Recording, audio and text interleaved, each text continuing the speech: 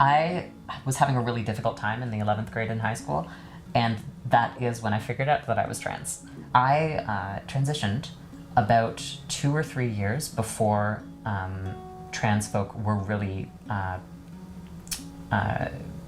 shoved into the spotlight, culturally speaking. So I was still at a point where I thought I was the only trans kid at my school.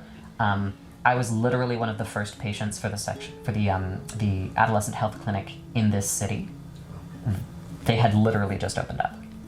And as a result, my parents had no cultural touchstones whatsoever to help them out. They had no knowledge of any trans folk around them. They had no knowledge of any gay folk around them, really. And they were able to seek out support groups and that kind of thing. But these support groups very much existed in shadow. It was, honestly, it felt a bit like I assume Alcoholics Anonymous might, in the sense that it's all, I'm parents of a trans kid and here's how our life has been hard. And that's not what being trans is. In my experience, being trans is joyous. It's a beautiful thing. It makes me so happy, and it makes me so much more able to express myself and be who I am, and that's a beautiful thing. But that's not the way that it was conveyed at that time, and that's just a function of how society was at the time. But it did make navigating that with my parents really challenging. And I think that there are some similar connotations with poly right now. Because again, I don't think that people who don't know about poly think of poly as a joyous thing. I think they think of it as a shameful thing because of the cheating aspect. Mm-hmm. Yeah. Cheating aspect.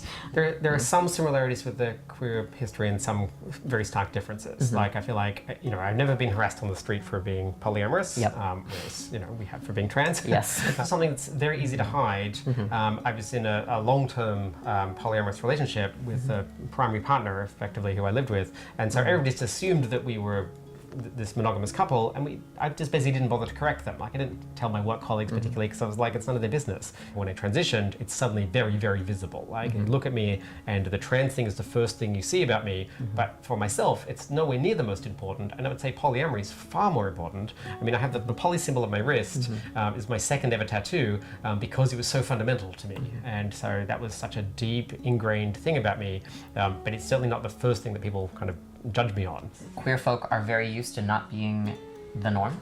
And when you've already spent a lot of time self-examining, because that's what's necessary at this point culturally to recognize that you're trans, that you're queer, that whatever else, it's natural to self-examine in relationships too. It's very, very normal, I think, to think about, well, is the way that I assumed we would be doing things since I was a kid the way we're doing things? No? Okay, well then I guess I better figure something else out. And that extends to figuring out your queer identity in the first place. It extends to poly. It extends to queer sex a great deal as well. You cannot make an assumption, especially with trans people, that sex is just going to work in some way that you've assumed it's going to work, because everybody is different, every individual.